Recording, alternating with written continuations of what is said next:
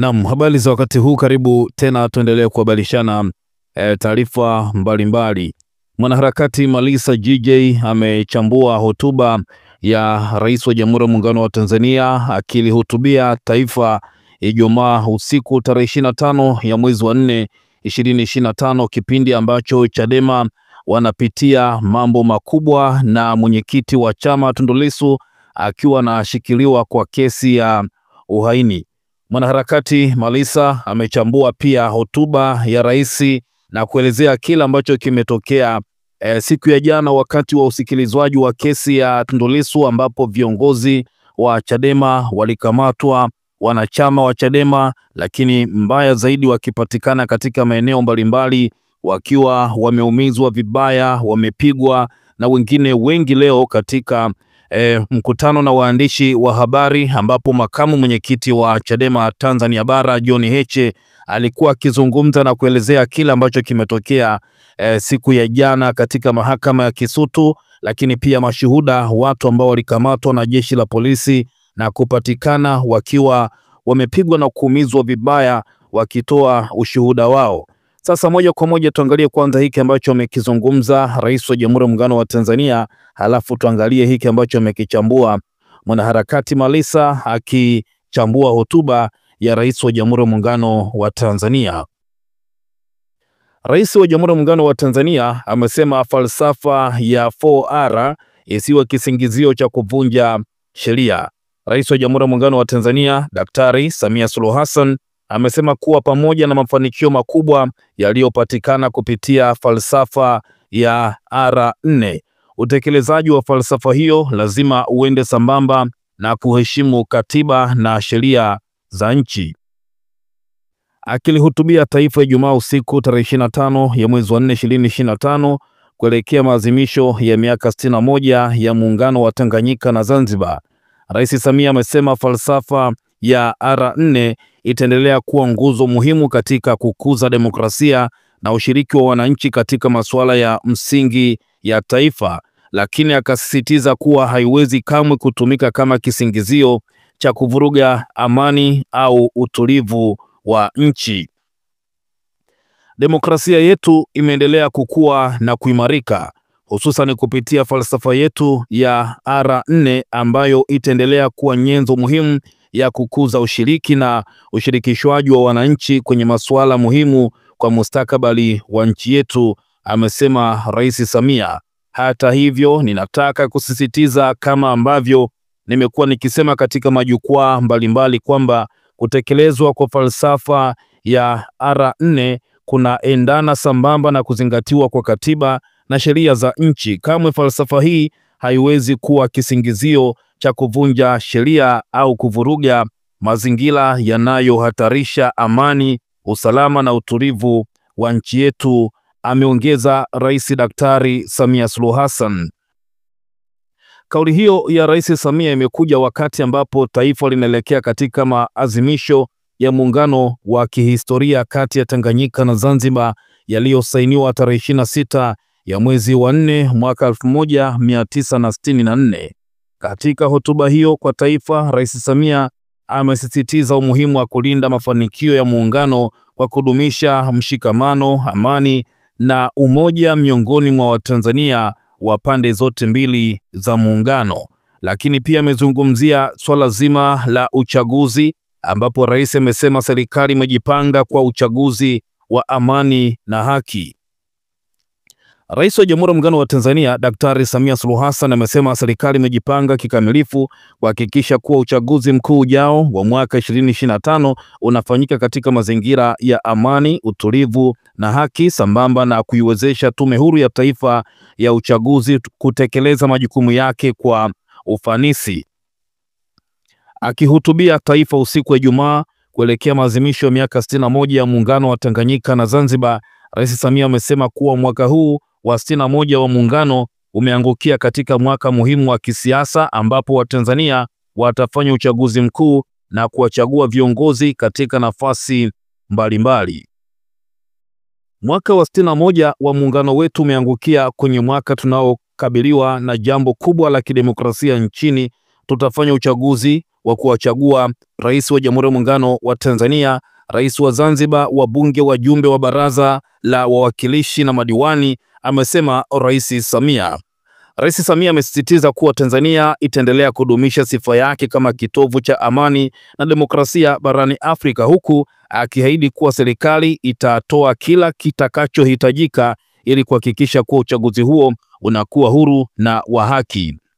Ni matumaini yangu kuwa tutaendelea kudumisha sifa ya nchi yetu kama kitovu cha amani na cha kidemokrasia iliyojengeka juu ya misingi ya uhuru na haki, ameongeza Rais Samia. Serikali imejipanga kuhakikisha kuwa mahitaji yote ya Tume Huru ya Taifa ya Uchaguzi yanapatikana kwa ukamilifu na kwa wakati. Tutafanya kila tuwezalo kuhakikisha kuwa uchaguzi unafanyika kwenye mazingira ya utulivu na amani katika kipindi chote cha matayarisho hadi wakati wa uchaguzi, amesema Rais Samia. Kauli hiyo imekuja ikiwa ni sehemu ya ujumbe wa kitaifa kuelekea kilele cha maadhimisho ya Muungano wa Tanganyika na Zanzibar tarehe 26 ya mwezi wa 4 2025, ambapo Watanzania wanatafakari mafanikio ya zaidi ya nusu karne ya mshikamano na maendeleo ya pamoja. Naam, hayo ni mambo machache ambayo Rais wa Jamhuri ya Muungano wa Tanzania Daktari Samia Suluhu Hassan ameyazungumza katika hotuba yake akilihutubia taifa. Mwanaharakati Malisa JJ ameanza kwa kuposti posti yenye kichwa ambacho kinasomeka R4 si kisingizio cha kuvunja sheria, moja kati ya vitu ambavyo tumevisikia katika hotuba ya Rais Daktari Samia Suluhu Hassan. Malisa JJ kama unavyotazama ameandika: Mheshimiwa Rais Samia Suluhu Hassan, kwa unyenyekevu mkubwa naomba kuuliza, sisi wafuasi wa Chadema tulioenda mahakamani jana kusikiliza shauri la mwenyekiti wetu Tundu Lissu tukaishia kupigwa na kuwekwa mahabusu, tulivunja sheria gani? Moja, sheria ya mahakama sura ya 358 kama ilivyofanyiwa marekebisho mwaka 2019 inaruhusu wananchi kuhudhuria kesi zenye maslahi ya umma, kushuhudia mwenendo wa kesi, kurekodi kwa njia ya maandishi bila kuchukua sauti isipokuwa kwa idhini ya mahakama. Jambo la pili, sheria ya mwenendo wa makosa ya jinai Criminal Procedure Act sura ya 20 kama ilivyofanyiwa marekebisho mwaka 2022 inaruhusu ufikiaji wa umma kwa kesi zote za jinai mahakamani isipokuwa pale tu mahakama itakapoamua kupunguza idadi ya wananchi ili kesi hiyo isikilizwe kwa faragha, yani in camera. Hata hivyo, kesi ya Lissu ilipangwa kusikilizwa katika mahakama ya wazi na sio mahakama ya faragha. Kwa hiyo wananchi tulikuwa na haki ya kushiriki, na kwa kufanya hivyo hatukuvunja sheria yoyote.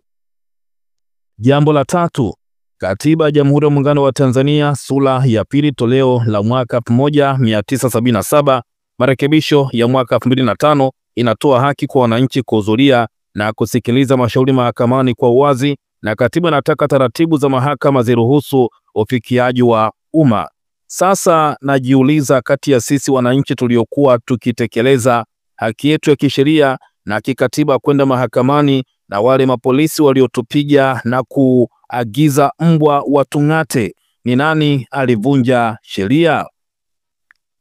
Mheshimiwa Rais, wewe ni mfariji mkuu wa nchi, yani comforter in chief, katikati ya maumivu makali kwenye mioyo ya Watanzania, katikati ya damu zilizomwagika jana.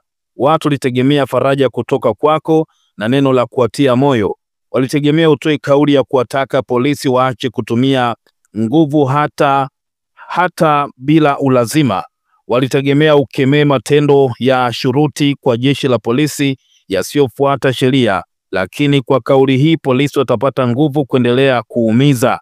Twafa, yani tunakufa, akamalizia hapa kuweka na emoji za kumwaga machozi. Watu wengi sana wametoa maoni hapa kwenye posti hii ya Malisa JJ akichambua hotuba ya Rais wa Jamhuri ya Muungano wa Tanzania, lakini akikumbushia kila ambacho kimetokea siku ya jana katika mahakama ya Kisutu, ambapo kesi ya mwenyekiti wa Chadema Tundu Lissu ilikuwa inasikilizwa, lakini viongozi wa Chadema wote wakuu walikuwa wamekamatwa isipokuwa kiongozi mmoja, lakini pia wanachama wakikamatwa, wengine wakipigwa na kuokotwa mabwe pande, lakini pia wengine huko Bagamoyo, lakini pia Chadema ikaripoti kifo cha mtu mmoja. Huyu wa kwanza anasema Bwana sikia maombi yetu, tusaidie bendera ipepee nusu mlingoti kabla ya mwezi Mei, amen. Lakini pia mwingine anasema tuko na Chadema. Mwingine anasema Tanzania safari hii tumepatwa hadi naichukia nchi yangu. Mwingine anasema niseme tu tuna amani mpaka Yesu arudi Tanzania,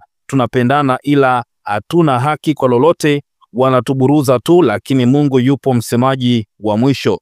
Mwingine anasema kwamba kituo cha haki za binadamu ndo kimeonya polisi waache kutumia mabavu, lakini amiri jeshi mkuu kashindwa kutoa kauli hii anapohutubia taifa. Ni huzuni kwa kweli. Lakini pia mwingine anasema kwamba hayo ni maswali magumu sana kwa mheshimiwa rais. Lakini pia mwingine anasema kwamba atakayempiga, atakayefanya lolote tofauti na hiki ambacho amekiongea rais, basi tutamshughulikia kisawasawa. Samia mitano tena. Lakini pia mwingine anasema kwamba tumekufa wote, wakitumaliza basi watarudiana wao kwa tamaa ya kusema kwa nini umenizidi cheo.